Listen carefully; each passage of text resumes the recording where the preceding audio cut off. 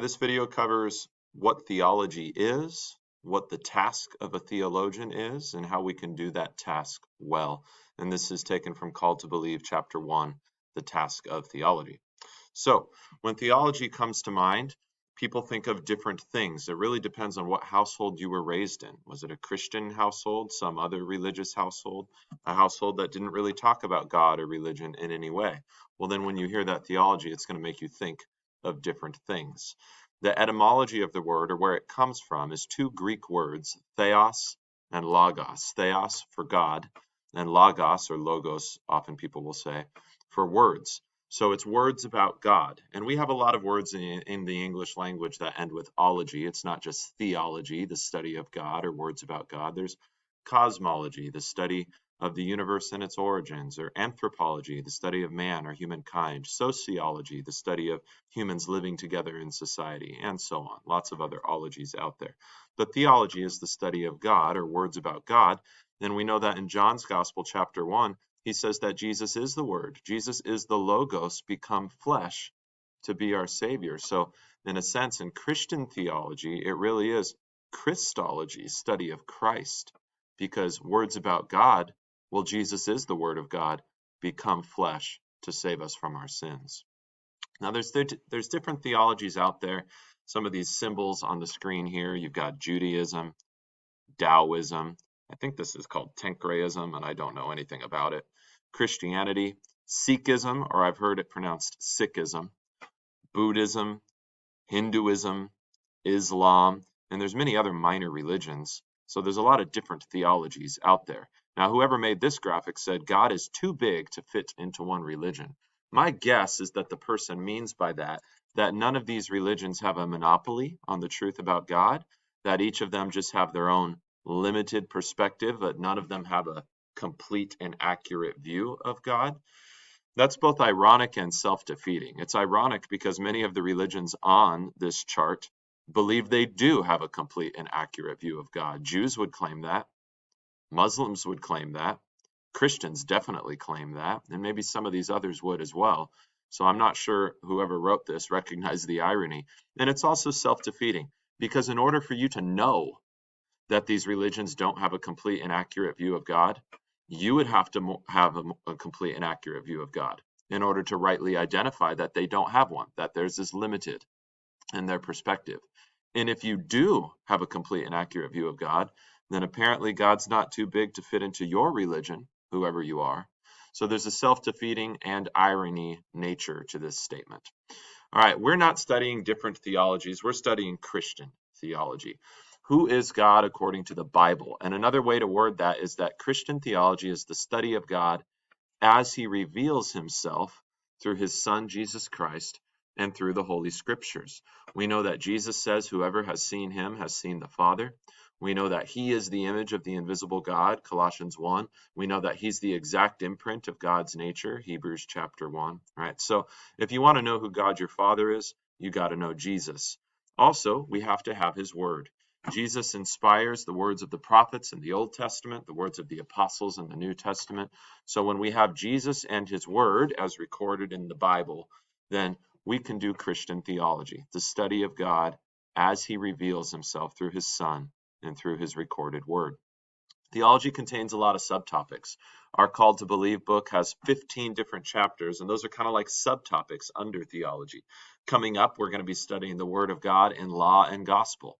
And then we'll be studying the Word of God in the doctrine of the Trinity, right? What is the Bible? How does God reveal himself as both one and three? We'll be studying the Word of God in Christ. How does God reveal himself through his Son, the second person of the Trinity, who took on human flesh for us? We'll be studying the Word of God on the topic of creation, right? Instead of studying astronomy with the telescope, or I'm sorry, studying cosmology with the telescope, it's studying cosmology in Genesis chapter 1 and 2, right? So there's a lot of subtopics underneath theology, and we'll get to these throughout the year.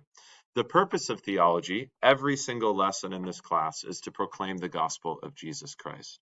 The whole world is about Jesus. It was made through him. It was made for him. Paul says that in Christ all things hold together. Every lesson in this class is about Jesus. Today's lesson is about Jesus because we're learning that if you want to do theology, that means studying Jesus and his word.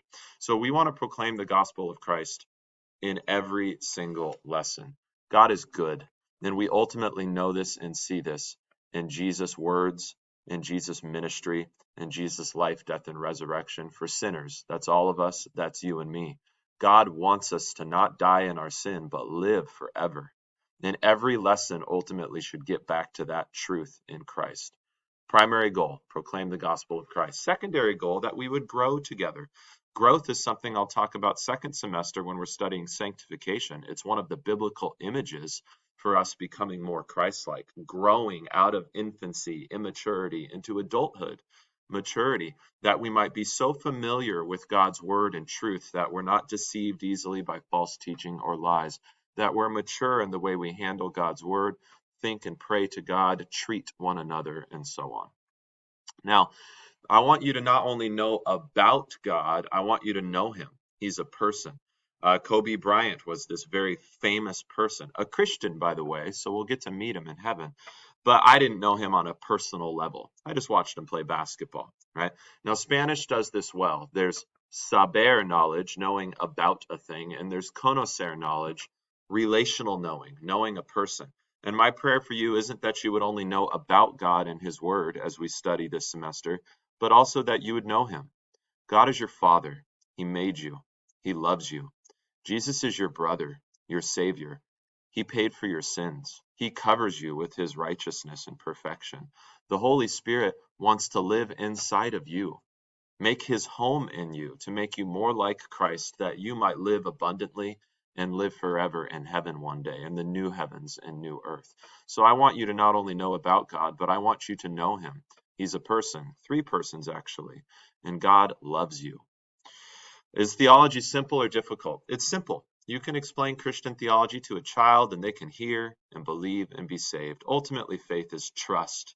You don't have to have a really high IQ to be a Christian. Most of the biblical truths are very simple, especially just the truth of salvation. But it is not simplistic. I like the analogy of the difference between tic-tac-toe and chess.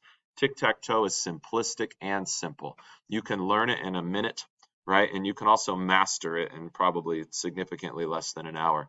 Chess is simple. You can teach it to a 5-year-old and they can learn the rules and play. There are chess tournaments where there's a 5-year-old division, right? But it's not simplistic. People who've been studying chess their whole lives always know there's more to learn. There's room for improvement. And it is the same with God's word. It is both simple, but it is not simplistic. Nobody who's been studying the Bible their whole life goes, I've arrived. There's nothing more for me to learn. That's simply not true. The Bible is so expansive. It is so profound in the simplest of statements. We're also finite creatures trying to understand the word of an infinite creator God, and also sin gets in our way. Sin is this constant obstacle. So studying scripture is simple, but it's not simplistic.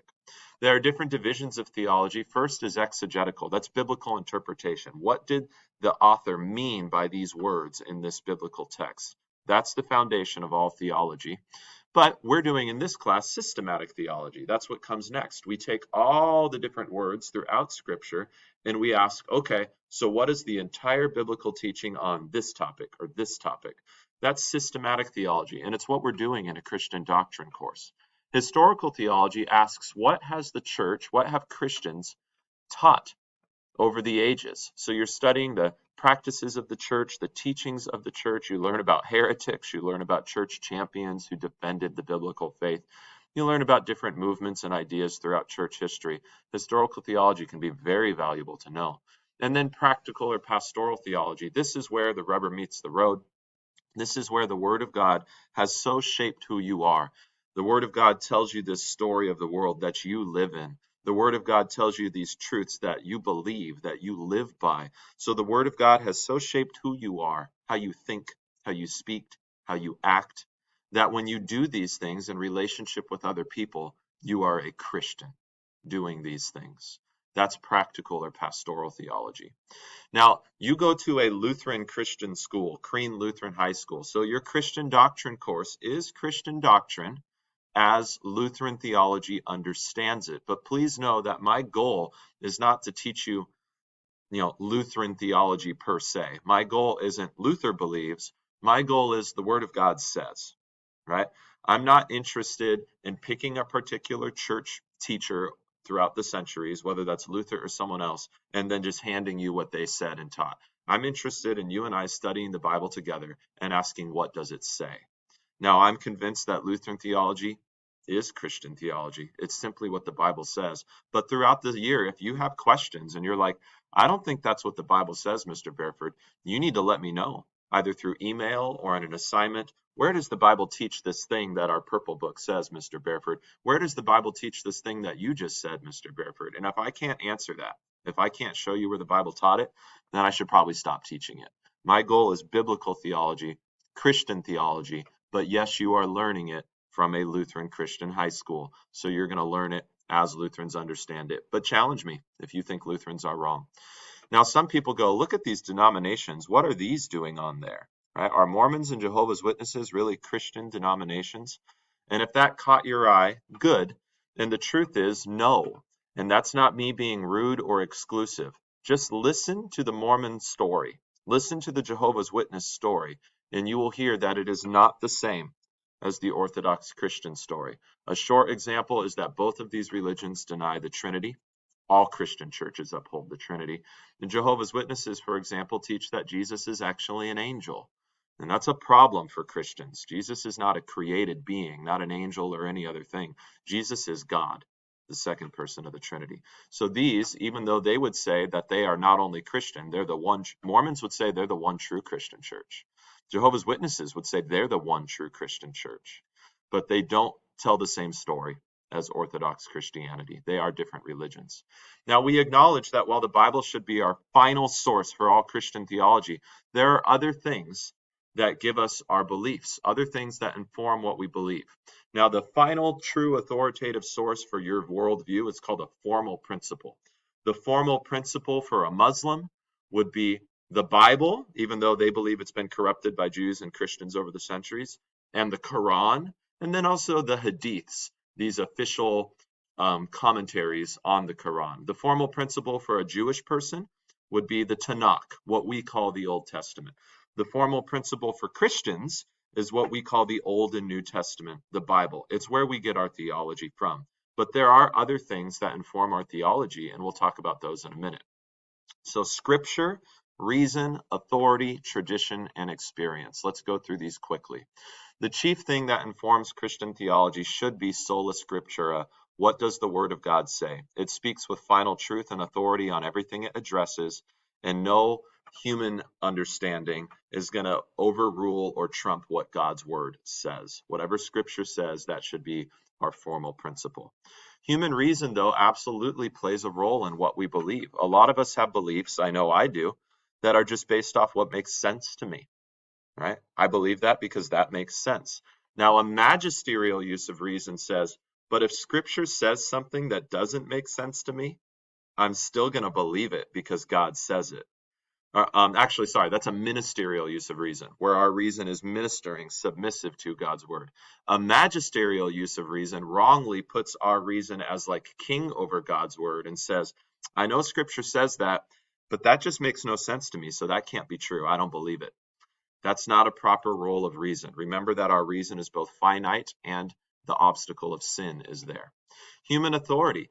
The Pope says this. My mom or dad says this. Mr. Barefoot says this, right? You're going to have human authorities in your life that you learn from, but recognize while they might be wise and true in much of what they say, they are not the highest authority. Take God's word over any human authority. Tradition. We can learn from the past, right? And you might have to read your book to see more on this, but it says it allows the past teachers, practices, or experiences to inform us in the present. It can help us see our blind spots. If I didn't know that the church has always taught this thing and I teach something else, well, then why does the church teach that other thing? And why am I teaching this something else? It doesn't make either of us right or wrong, but it means I should check the Bible because Christians haven't always taught the same thing on that. So we can learn from tradition, things to believe, and also things to avoid. Finally, experience. A lot of people believe things simply because their own experiences have made them come to that conclusion, right? And that makes sense. but our own experiences should be interpreted through the Scriptures, not against the Scriptures. So formal principle, Scripture is the final word, and then material principle. What is that thing that we ultimately believe? See John 3:16. That's the material principle for Christians.